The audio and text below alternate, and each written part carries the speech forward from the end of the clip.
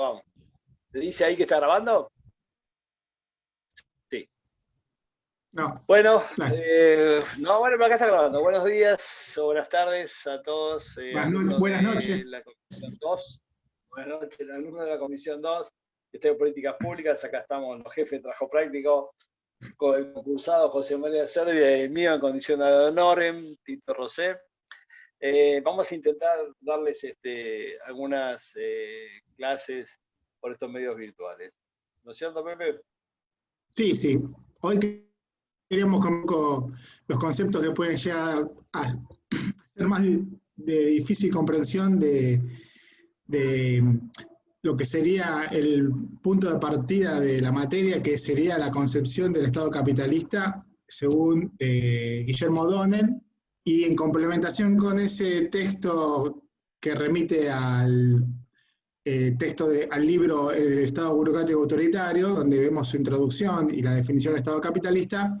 En complemento con ese, también un texto de Oslak O'Donnell sobre las políticas públicas y las cuestiones. Entonces, por ahí podremos charlar y conversar a partir de nuestra experiencia previa de cuáles son habitualmente las dificultades que a veces las personas que ingresan a este marco conceptual encuentran para comprender y para entender estos conceptos. Quizás sean textos bastante complejos para abordar sin conocimiento previo, ¿no? Bueno, mira, yo podría empezar con una pequeña introducción y después te dejo paso a vos. Nosotros hace ya más de 30 años que en esta cátedra, tampoco sé muy bien por qué elegimos, hay muchísimas definiciones de Estado, y elegimos una corriente de pensamiento para establecer la definición de Estado y nos aferramos a esa, nos terminó conformando, pero hay una multiplicidad enorme, digamos, para definir el Estado. Nosotros utilizamos el politólogo argentino más importante de todos los tiempos, que es Guillermo O'Donnell. Tan importante es que el Día del Politólogo es el día que se conmemora la muerte de Guillermo O'Donnell, murió hace poquitos años atrás. Argentino, por supuesto, traducido en multiplicidad de idiomas, es insumo universitario en muchos países del mundo. Bueno, y tenía muchas cosas que decir acerca del Estado. Lo interesante, bueno, como decía recién Pepe, que nosotros utilizamos solamente la introducción, no nos interesa el Estado burocrático autoritario, que es una forma que adopta el Estado capitalista. En Argentina, del año 66 al 73. No es eso, sino la introducción. ¿Y de qué nos habla O'Donnell? ¿De dónde viene esta versión? O'Donnell podríamos posicionarnos como una especie de neomarxista o marxista y postmarxista, porque utiliza criterios nacidos en el pensamiento de Marx y yo diría después corregidos o aumentados en la década del 70 por las corrientes de pensamiento más europeas acerca del Estado, que todavía siguen en discusión. Bueno, lo que importante es entender digamos, la concepción del Estado a la que nosotros adherimos, que es esta, es la que se llama una versión estructuralista. Esto no es lo importante. Lo importante es entender que para esta corriente de pensamiento, el Estado es lo político. Y no siempre en el marxismo se entendió que el Estado es lo político. Gran parte del pensamiento de los pensadores marxistas entienden que el Estado es un instrumento definido económicamente. La política no tiene nada que ver acá. Y eso nace de una de las primeras... Hay un tema, ¿no?, histórico, que es, ¿tiene Carlos Marx una teoría del Estado? No la tiene. Aparecen en distintos textos versiones que van madurando de acuerdo al momento en que los escribe, pero nunca se sentó Carlos Marx en la biblioteca, la British Museum, a escribir una teoría del Estado. Entonces aparecen conceptos del Estado en distintos textos y dan lugar a interpretaciones diversas. En el Manifiesto Comunista de 1848, en las primeras obras escritas a medias con Engels, ahí definen al Estado como el comité de negocio de la burguesía.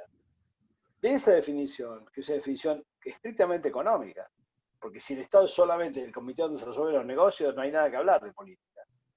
Esa definición dio origen a una escuela que es el instrumentalismo, que entiende al Estado como el mero instrumento de la burguesía. Bueno, nosotros adherimos a otra corriente de pensamiento que discutió mucho con esta y que es la corriente estructuralista o relacional. Y que dice que ese Estado no es siempre un instrumento de la burguesía, Ese Estado, para empezar, es el aspecto político de las relaciones sociales que se establecen en ese modo de producción capitalista. Esas relaciones sociales son claramente asimétricas, entre dominadores y dominados, entre explotadores y explotados, entre patrones y trabajadores, aunque sea un esquema medio maniqueo, ¿no? Una especie de esquema binario, es muy fácil de entender así. El aspecto político de esas relaciones sociales, político, la política, ¿sí? Es el Estado. ¿Algo, Pepe, para agregar de esta definición?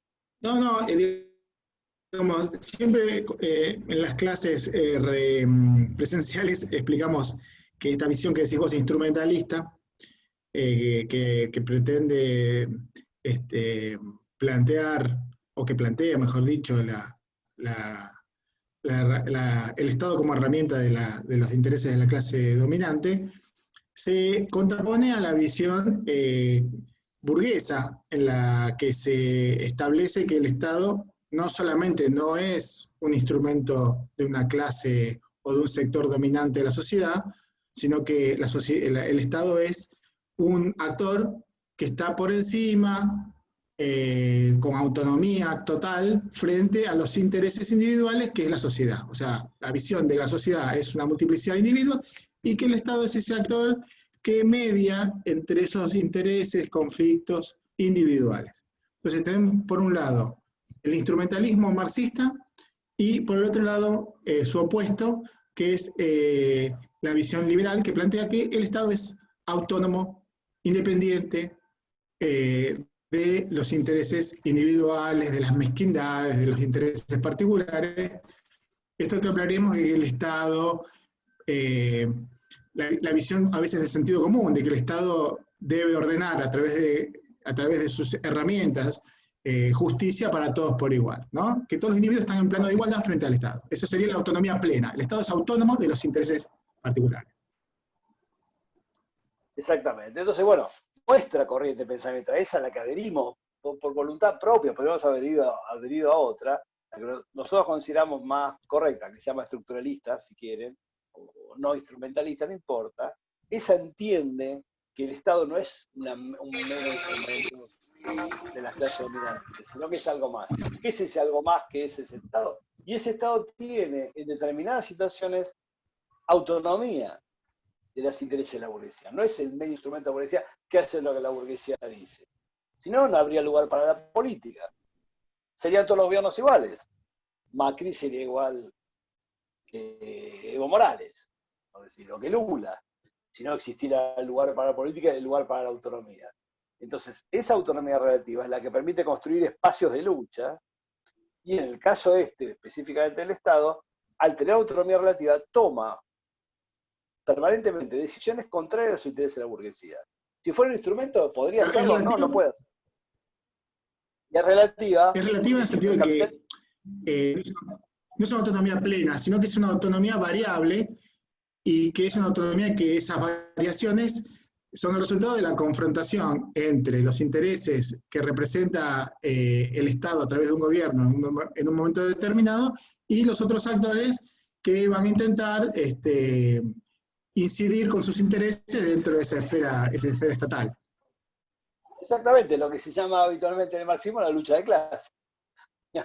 Eso va a ser el reflejo, la condensación real del estado de la lucha de clases. Digamos, los sectores que están imponiendo en la puja distributiva su voluntad. Quizás se complejizó un poco diciéndolo así, lo repasamos. ¿Es un instrumento solamente de burguesía? No, no lo es. ¿Por qué? Porque tiene autonomía. ¿Absoluta? No, absoluta no. Relativa. ¿Por qué? Porque siempre es un Estado capitalista, pero toma decisiones contrarias a los intereses de la burguesía y entonces es autónomo. El nivel de autonomía, como decía Pepe recién, puede llegar al máximo, que es el gobierno, como vamos a tomar, el gobierno de Macri, en el cual todas las decisiones que se tomaban tenían que ver con lo que el Círculo Rojo quería. ¿En qué se autonomizaba los intereses de la sociedad rural? Nada. Muy poco. Tenía muy pocos espacios de libertad. Y de otro lado, tomamos su gobierno, supongamos el gobierno de Néstor Kirchner, el cual estaba absolutamente, permanentemente en conflicto. Eso no quiere decir que el capitalismo no floreciera, porque la banca, la industria extractiva, el modelo de sofización, la agroexportación siguió. Los capitales siguieron trabajando, pero se tomaron un montón de decisiones contrarias a los intereses de la burguesía. Eso demuestra que no es un instrumento. Ahora, ese Estado, sea o no sea un instrumento, tiene cuestiones que son inexcusables, digamos. Ese Estado se co-constituye con el capitalismo. Al mismo tiempo que el modo de producción capitalista empieza a existir, existe el Estado. No existe uno sin el otro. No hay Estado capitalista sin modo de producción capitalista y no hay modo de producción capitalista sin Estado capitalista. Eso se llama co-constitución, constitución simultánea. ¿Sí? Entonces, ese Estado tiene una función, que yo siempre digo, con Pepe nos reíamos cuando dábamos clases juntas, una función casi genética, cromosómica. ¿Cuál es? La que no puede evitar. Es que su éxito es que el modo de producción capitalista se prolongue con el tiempo. Un Estado capitalista es exitoso si el modo de producción no sufre interrupciones. De eso no se puede escapar. ¿Y cómo lo hace?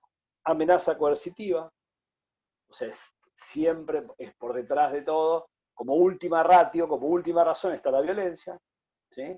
Que la ejerce el Estado, como lo decía Max Weber, lo entendemos todos, el Estado tiene el monopolio de la violencia legítima, ¿sí? Ahora vamos a ver si le conviene o no le conviene al Estado utilizar la violencia. Entonces tenemos esa función, garantía coactiva la llama, garantía coercitiva, garantía represiva, podríamos decir. Esa es una. Y la otra, que es la que más interesante, bueno, muy interesante es, además debe amortiguar la lucha de clase, amortiguar los choques entre las dos clases. ¿Por qué? Porque al Estado, al capitalismo, a la burguesía, no le conviene estar reprimiendo. Pareciera que no, ¿no? Pero no le conviene estar reprimiendo. Es mucho más económico para la burguesía lograr el consenso. Si una sociedad en un modo de producción capitalista encuentra el consenso, o sea, quienes son explotados aceptan su explotación, es mucho más sencillo acumular capital que si estuvieran todo el tiempo haciendo huelgas o revolucionarias, conflictivas. Pepe. Sí, en teoría, los actores económicos habilitarían y facilitarían un modelo donde el Estado amortigua, acolchona y por lo menos construye una base material donde sea más coherente pensar en la iniciativa individual como forma de progreso, ¿no es cierto? En la medida en que los recursos están más distribuidos, se hace mucho más fácil desde el sentido común pensar que la única forma de progresar en la vida es a través del esfuerzo personal. En la medida en que la desigualdad aumenta, se hace mucho más incoherente que un sujeto en ese contexto piense que la única salida es el esfuerzo personal a través del trabajo. Entonces, a pesar de que, bueno, el acolchonamiento sería conveniente a la totalidad social, hay algo que plantea O'Donnell, que es el tema de la racionalidad acotada de los actores. Los actores tienen creencias, intereses a corto, mediano y largo plazo, que influyen a la hora de por ahí ver cómo sus intereses en el corto plazo por ahí se viabilizan, pero en el largo no. Un ejemplo de esto es los apoyos empresariales a los golpes militares. En el último golpe militar del 76, muchos actores, por ejemplo, pequeñas y medianas empresas, apoyaron el golpe militar como una forma de ordenar para ellos lo que iba a ser el ordenamiento de la economía, y sin embargo, años posteriores, esas empresas estaban fundidas, quebradas. El capital nacional muchas veces apoyó iniciativas pro mercado, siendo los más perjudicados después en términos de lo que llamaríamos lo económico no proletario, ¿no? Entonces ahí vemos que lo que llamaría O'Donnell la racionalidad acotada. ¿Qué significa racionalidad acotada? Yo tengo una cosmovisión de la realidad, una racionalidad, una lógica, una cierta perspectiva de futuro, pero que esa perspectiva de futuro está acotada. Puede ser que, obviamente, que haya cosas que no se ven, o que los propios intereses, las propias mezquindades, o las propias creencias o prejuicios hagan que esa racionalidad no vea a largo plazo y en esa confusión muchas veces se termina de perjudicar a sí mismo, lo que se llama pegarse un tiro en el pie, ¿no es cierto? Habitualmente lo que se conoce comúnmente con eso. Muchas empresas se fundieron con el macrismo y lo apoyaron y lo siguieron apoyando hasta cuando reperfilaba la deuda. Hasta hoy mismo. Hoy mismo, declaraba el default y la gente se alegría.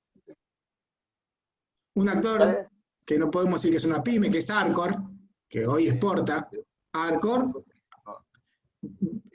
nunca perdió como perdió con el macrismo. Sin embargo, hoy sigue siendo un grupo de presión dentro de la corporación, de las mega empresas que tratan de esmerilar al gobierno actual permanentemente, ¿no es cierto? Y tratan de evitar que el Estado tome iniciativas de ampliación de derechos, ¿sí?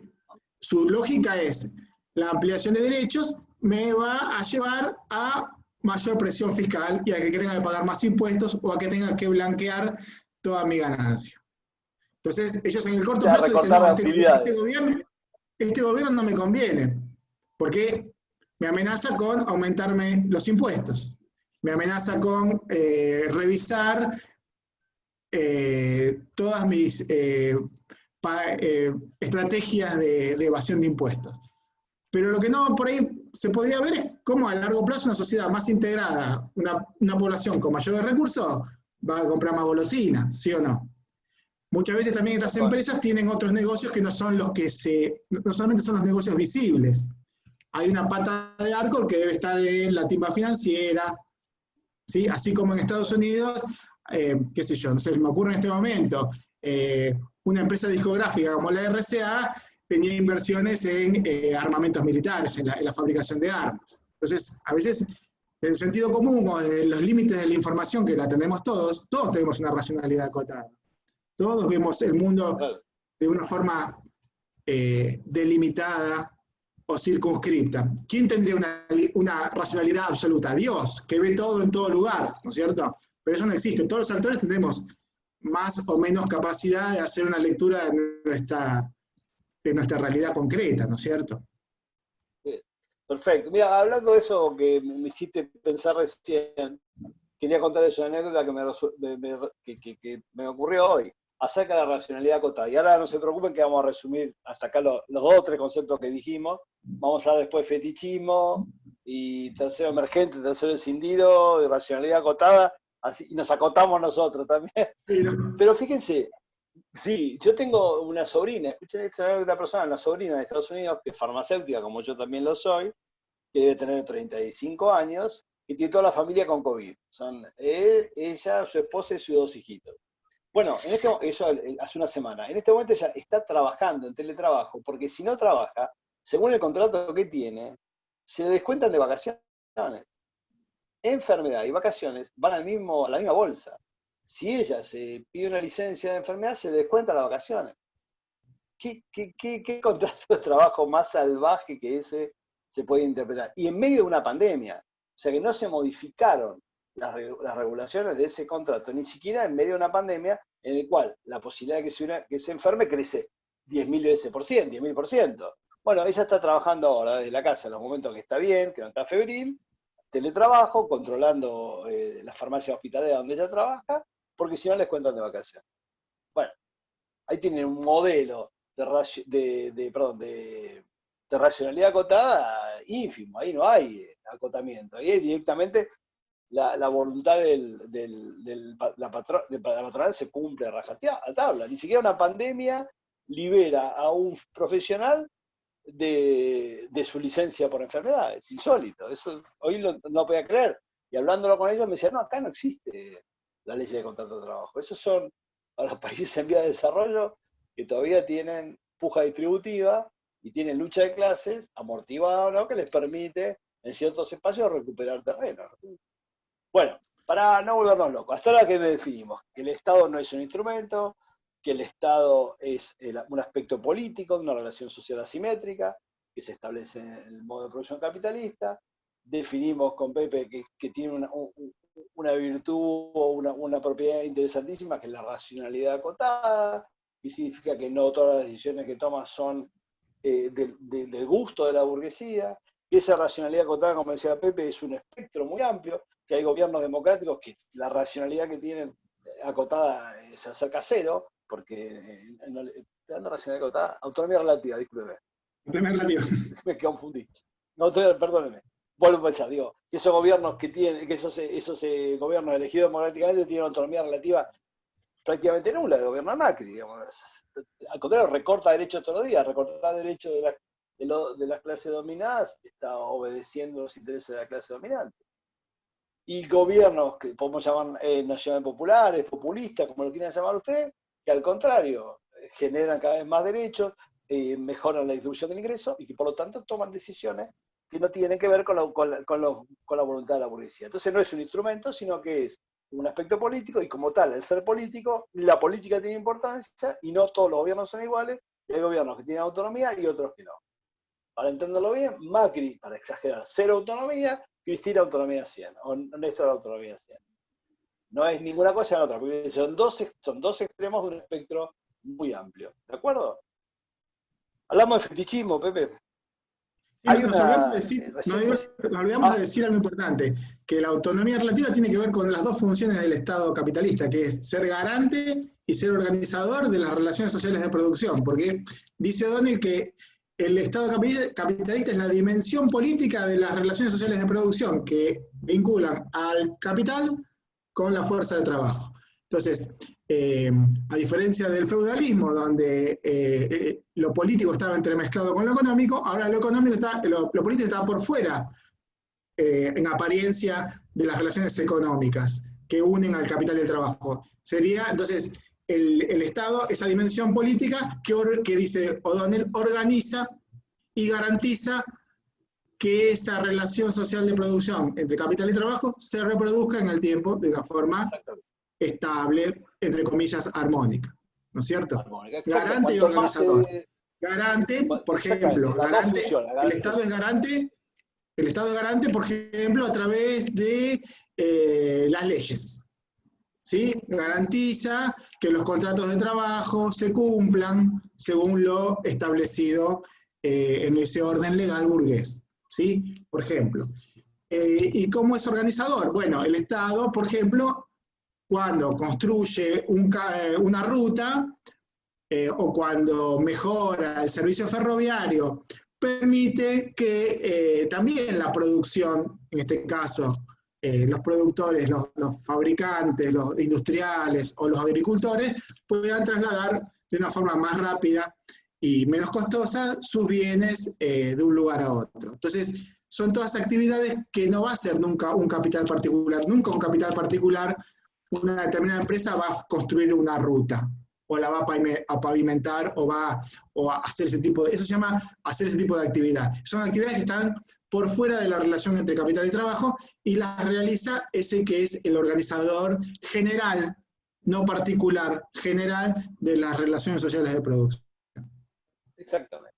Bueno, como decíamos antes con Pepe, para el Estado, al tener esa garantía coactiva y el monopolio de la violencia, podría ejercerla permanentemente y ser un Estado autocrático, un Estado que resuelve en la calle las diferencias, o bien ser un Estado que, como decía Pepe recién, se naturaliza en el sentido común la característica del modo de producción capitalista. Todo el mundo se levanta a la mañana, cuando tiene trabajo va a trabajar, y bueno, y sigue así eternamente el ciclo, y quien acumula es el capital. Bueno, eso que es lo que se llama consenso, es lo que intenta construir siempre el Estado, porque es mucho más económico para el Estado, mucho más fácil garantizar la acumulación, o sea, garantizar la riqueza, en un medio en el cual la explotación capitalista está naturalizada, se toma como normal, se toma como el único camino. Eso se llama, eso es lo que es otro concepto. Ni siquiera se concibe el concepto de explotación, o sea, la mayoría de los trabajadores no piensan tal cual, se naturaliza. No. Claro, es el empresario, digamos, algo hizo el empresario para hoy ser empresario, y yo también, y mi familia, y mis predecesores algo hicieron para hacer fuerza de trabajo. Se lo merece, claro, por eso digo, eso está naturalizado, es el orden natural. Bueno, eso se logra con una definición, también un concepto sacado del manantial del pensamiento de Carlos Marx. Me encanta decir manantial, lo pienso así, como un surgimiento permanente de ideas, que es el fetichismo en la mercancía. Está adaptado brillantemente por O'Donnell al fetichismo del Estado. ¿Qué es el fetichismo en la mercancía? Lo explicamos siempre lo mismo, con Pepe hace 30 años lo explicamos igual. Cuando uno ve una mesa, sabe que la mesa es para que tenga apoyada la computadora, los libros, el busto de Evita, la impresora, lo que tenga en la mesa. Ese es el valor de uso. Me apoyo el teclado. Eso es el valor de uso. El valor de cambio es el precio que tiene esto en el mercado. ¿Cuánto vale? 5.000 pesos. Bueno, listo, yo tengo valor de uso y valor de cambio. Ahora, ese objeto, el fetiche, cuando uno lo ve, ¿qué ve? El objeto. Ve para qué lo usa, ve cuánto cuesta.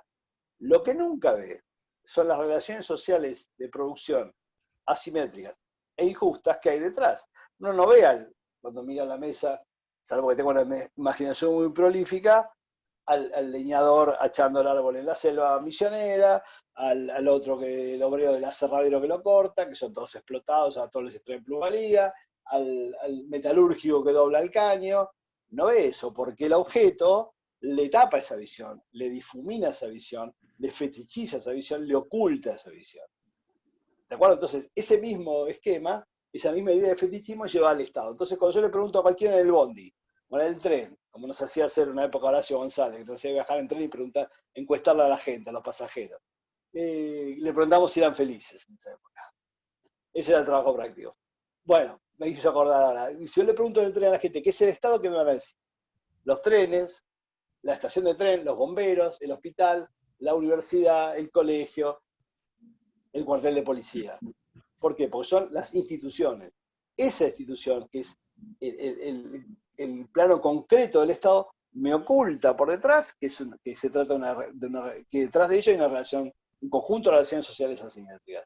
El fetiche, el fetichismo de la mercancía se transforma en fetichismo del Estado y hace que el plano concreto, el sentido común, me haga ver al Estado solamente sus instituciones, los ministerios, la secretaría, la municipalidad, la intendencia. ¿No es cierto? Eso es lo que veo, lo reificado, lo cosificado. Lo que no veo, lo que me tapa ese fetiche, son las relaciones sociales de producción que están detrás. ¿Sí? Entonces ese es un extraordinario para mí acierto, O'Donnell, que es entender que hay un plano concreto, ¿sí? Que es el plano institucionalizado, donde están las instituciones, que se describe, esto funciona así, adentro del ministerio hay una raviolera, entonces está el ministro, el secretario, las direcciones nacionales, los directores. Uno cree que es eso solo. No se pone en discusión si es justo o si es injusto, es así. Eso me tapa lo que hay detrás, que es una urdimbre, un tejido de relaciones sociales asimétricas, basadas en la explotación del hombre por el hombre. Eso es extraordinario. Tomarlo de Marx, lo explicaba para generar conciencia, y llevarlo al plano del Estado. Entonces, el plano concreto son instituciones. El plano analítico es lo que Pepe y yo develamos acá, lo que nosotros le estamos contando. El Estado no es solamente institucional, eso es lo concreto. Detrás de ese Estado hay un modo de producción capitalista, que es injusto, que se basa en la explotación del hombre por el hombre, que se basa en la pluralidad, que se basa en la porción del trabajo el trabajo social apropiado por el productor, no remunerado, que es la pluralidad. Bueno, nadie lo ve. Cuando vos ves un policía o cuando ves la facu, no estás pensando qué hay detrás. ¿No es cierto, Pepe? Exactamente. ¿Qué pensás del Sí. fetichismo? Como cuando se... No quiere decir que el fetichismo Es sea un algo gran concepto, falso, para mí es un acierto. sino que el fetichismo No, lo que hace es mostrar la visión desde el sentido común, desde lo que se ve, lo visible, y bueno, eso que está, digamos, eso visible, eso concreto, eso que se puede palpar por los sentidos, remite a como dijiste vos, un urdimbre, un tejido, un conjunto de relaciones que solamente salen a medida de que uno dispone de un cierto material conceptual analítico que le permite conceptualizar eso, conceptualizar clase capitalista, clase trabajadora, relaciones sociales de producción, el Estado como dimensión política, como garante y organizador, la autonomía relativa, bueno, es eso, lo que llamaremos el te fetiche. digo, no tenemos límite de tiempo. No sé por qué Zoom nos regaló una continuidad. No sé cómo seguir. Me acaba de avisar. Tenemos para 10, 15 minutos más tranquilamente. Escúchame, y ¿Te acordás cuáles eran las tres mediaciones? No hablamos de eso. El fetichismo, ¿estás sí. adentro? Sí. El fetichismo del Estado. Dale. Nación, ciudadanía y pueblo. Son tres formas de apelar a la acción del Estado que encubren la relación de clases. O sea, tanto apelar a la ciudadanía como apelar a la nación o referirse al pueblo, más allá de que cada una de esas tres figuras tienen sus diferencias y sus connotaciones, las tres, según O'Donnell, lo que hacen es ocultar que entre las personas en la sociedad capitalista lo que hay son relaciones de clase y por ende relaciones de explotación, porque las clases sociales son definidas como per se, ¿no? Como relaciones de explotación. O sea, no es posible pensar en clases sociales como sectores que conviven armónicamente. No, si uno piensa en clases sociales, piensa en Marx y piensa en la naturaleza de esa definición, que es la relación de explotación y a la vez de articulación de una clase con la otra. Entonces, esas tres figuras, si yo me refiero, yo defiendo los intereses del pueblo, bueno, quizás remite a los sectores más desfavorecidos, esa acción, quizás serían los apelativos políticos más cercanos al pensamiento popular, y en cambio hablar de la nación, yo defiendo los intereses de la nación, quizás por ahí remitiría más a los sectores más conservadores dentro de un territorio, ¿no? Que, digamos, hay que ver qué define cada sector como la nación. O sea, ahora estamos nosotros viendo el uso y abuso de los símbolos patrios y de sectores que, bueno, sí, ¿qué significará la Argentina para esos sectores, no? Claro. Bueno, por ejemplo, por eso nosotros cuando decimos nación, la nación que aprovechamos, O'Donnell dice que es el arco que engloba a un colectivo, por ejemplo, los argentinos, los uruguayos, los bolivianos, los brasileños, eso es la nación argentina, es un nosotros frente a un ellos. Es un clásico rioplatense, Argentina contra Uruguay. O dice siempre, en los mundiales es cuando más se ve, los mundiales de fútbol, en las gestas deportivas, es cuando se ve que el trabajador se saca el casco y abraza al ejecutivo. La ratita de laboratorio, la publicidad de Coca-Cola, la ratita de laboratorio le da un beso al investigador que la está por utilizar como cobayo. El amante sale ¿no es cierto?, del placado, está escondido y se abraza con el esposo medio machista, esto que llega a la casa, como si fueran todos iguales, porque estamos todos unidos por la nación. El más claro es el trabajador que se saca el casco y se abraza con el ejecutivo. Esa es la nación argentina. A eso se apela, para si estamos todos en el mismo barco. Bueno, hablando de barcos, si uno se acuerda, la metáfora que utilizaba el Macri. Es muy común que el mismo barco, empujado. Por eso, a veces, también desde los diferentes sectores políticos se simplifica la cosa como tiramos todos juntos para adelante, como si fuéramos todo un solo equipo, y a veces eso quizás por ahí sirve como eslogan de campaña, pero, digamos, no tiene mucho asidero analítico, porque eso es pensar que todos los argentinos podemos unificarnos detrás de un solo interés, ¿no?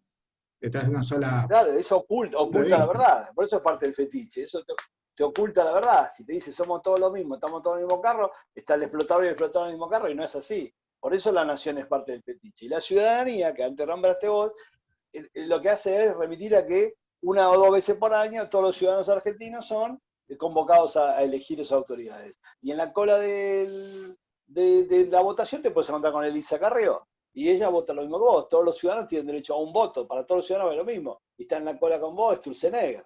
Y vos decís, pero ¿cómo crees? Sí, porque el derecho de ciudadanía hace que todos tengamos los mismos derechos. Es un derecho político. Entonces los derechos políticos también forman parte de ese fetiche. Porque perfectamente.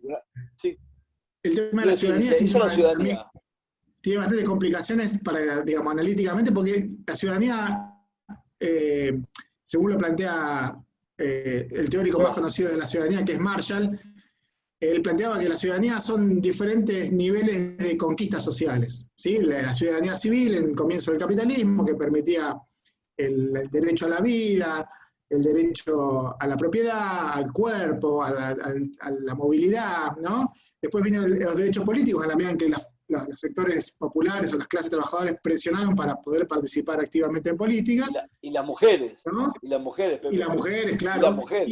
Y por último, los derechos sociales, que remiten a esta idea de que ya por ser partícipe de una sociedad, necesito acceder para participar de ella de forma más o menos decente, de tener ciertos bienes o usufructuar ciertos servicios. Exactamente. Por eso, bueno, digamos, dentro de este esquema, los derechos de ciudadanía sirven como fetiche. Pero si no ven que a todos los convocamos a votar, ahora después, si Sturzenegger llega al Ministerio de Economía, te hace un desastre. Es un Claro, desastre, te arruina la vida. Pero mientras tanto, el voto fuera igual. Y lo que vos decías de pueblo, que estaba también muy bien, que es otra categoría que él utiliza como parte del fetiche, porque difumina o aleja la idea de la existencia de clase. La clase se define, como decía Pepe recién, por la tenencia o no tenencia de los medios de producción. Los capitalistas son los poseedores de los medios de producción, los trabajadores son los poseedores de la fuerza de trabajo, no tienen ningún medio de producción.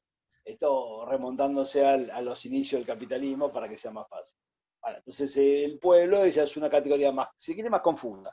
No esté mal, nosotros hacemos, nos gustan los apelativos al pueblo, por supuesto, pero lo que queremos determinar es que existe, más allá de la categoría de pueblo, una que clarifica mucho más que la categoría de clase, en la cual saberse, tener conciencia de clase, conciencia de clase obrera, es saberse explotado.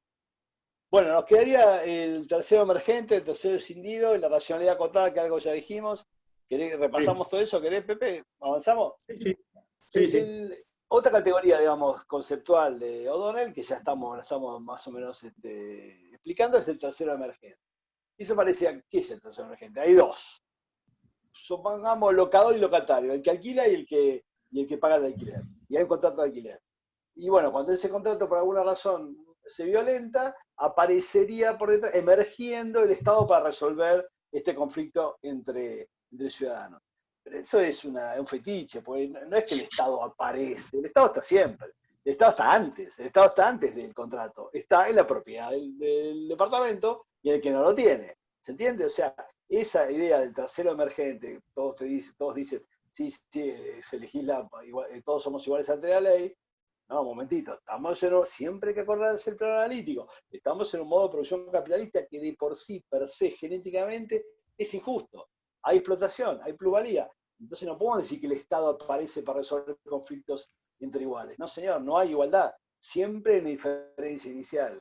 Entonces, no es que el Estado emerja como el tercero que va a hacer justicia para todos igual, no en absoluto. El Estado está metido desde siempre, desde los orígenes, desde la genética, desde la concepción, desde la aparición del modo de producción capitalista, está metido en ese, y es el aspecto político nada más, pero O sea, siempre va a podríamos decir ser que su subyace objetivo, esas relaciones, subyace a esas relaciones aunque no se subyace. vea. Ahí está, tal cual. Por eso aparece como figura fetichista que emerge, pero no emerge de ningún lado, porque está siempre presente. Y la Perfecto. otra es la del tercero escindido. El tercero escindido, algo dijiste vos antes, también es una definición que hay que saberlo encontrar ahí, pero que en realidad se refiere a lo siguiente. Hasta el feudalismo, como decía Pepe, en la cabeza del patrón, en la cabeza del señor feudal, estaba no solo los derechos económicos, la propiedad y todo eso, sino también la posibilidad de castigar al siervo de la gleba que no hacía lo que le correspondía. Era él el que encerraba en el calabozo de su castillo a aquellos siervos rebeldes. Era él que tenía derecho de pernada sobre las hijas de los siervos de la gleba. Derecho de pernada, derecho de desflorarlas a todas ellas. O sea, aparte de los derechos consuetudinarios. Pero ¿quién tenía entonces la posibilidad de castigar al ofensor? El mismo señor feudal. Se termina con el capitalismo, hay una decisión, hay un tercero que se cinde y es el que tiene el monopolio de la violencia. Entonces, ya el ejército, la policía, la gendarmería, la policía aeronáutica, la prefectura, o sea, las fuerzas de seguridad y las fuerzas armadas, forman parte de los aparatos represivos del Estado. Ya no está en la cabeza, ¿no?, del propietario de pegarte un latigazo. No existe esa posibilidad. Rara vez, digamos, pero no es lo normal. Normal es que el Estado resida esa Esas fuerzas de seguridad, esas fuerzas represivas, actúan de forma legítima en la medida en que están respaldadas por un orden legal, ¿sí?, que establece que todos los seres humanos somos iguales ante la ley, todos podemos acceder a la propiedad, o sea, no hay ninguna ley que impida que yo como hijo de trabajador el día de mañana no pueda ser un gran empresario o triunfar en la vida, ¿no? Sí, O si es un buen sea, emprendedor, diría de el liberalismo. nacimiento somos todos iguales, en teoría, Ah, ¿no? tal cual. Así es. El liberalismo te va a decir que si sos un buen emprendedor, podés llegar a ser Rockefeller puede llegar a ser En la medida en pagano. que esas ideas se sostienen desde determinada vida material, o sea, que en la medida en que los seres humanos que participan en esa sociedad ven cierta coherencia entre esas creencias y la vida real, concreta, y sus posibilidades vitales cotidianas, se hace más fácil que sean coherentes, como había dicho al principio, entre esa visión de voluntarismo individual con la capacidad de ascenso social a partir del esfuerzo personal.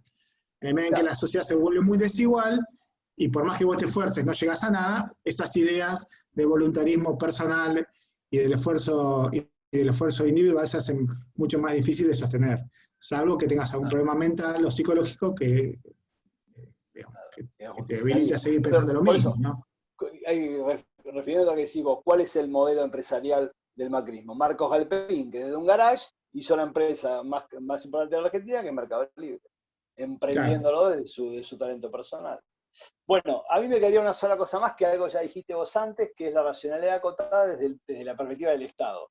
Acá lo decía Pepe, el Estado no es la máquina de Dios. El Estado toma decisiones siempre subóptimas, porque por más que tenga mucho más resortes que los sujetos individuales para entender la realidad, no toma siempre decisiones óptimas, no la está tomando, no son las mejores. Por eso dice O'Donnell, no pensemos que el Estado es una máquina perfecta, sino que a veces toma decisiones erróneas, toma atajos, tiene que volver sobre sus pasos, cambiar sus decisiones. Acuérdense el caso Vicentín, muy reciente. Existe una racionalidad, si quieren, superior, porque tiene mucha más información, pero está acotada. No es Dios, suponiendo que existiera, tomando decisiones. Hay muchos ejemplos, todo el tiempo se ven. Fíjense, eso ocurre muchas veces, ¿saben cuándo? Cuando distintas áreas del mismo gobierno tienen opiniones divergentes. Bueno, Entonces, eso aparece en el texto de Osla sí, O'Donnell. tal Ellos cual. establecen que el Estado Efecto horizontal. no es un todo homogéneo, sino que adentro del Estado hay unidades y aparatos estatales que representan quizás a intereses que son congruentes con el resto de los aparatos. Entonces tenemos a veces disputas entre un ministerio y otro, un ministro y un secretario, entre, digamos, diferentes niveles del Estado, porque tenemos que pensar que el Estado también tiene diferentes niveles, el nivel nacional, el provincial y el municipal en el caso de nuestro país, ¿no es cierto? Entonces el Estado tampoco es un aparato homogéneo, sino que es Claro, bueno, un se conjunto nos de está unidades, cortando. Estamos sí, perdiendo, fuerza. no sé, estamos inestables.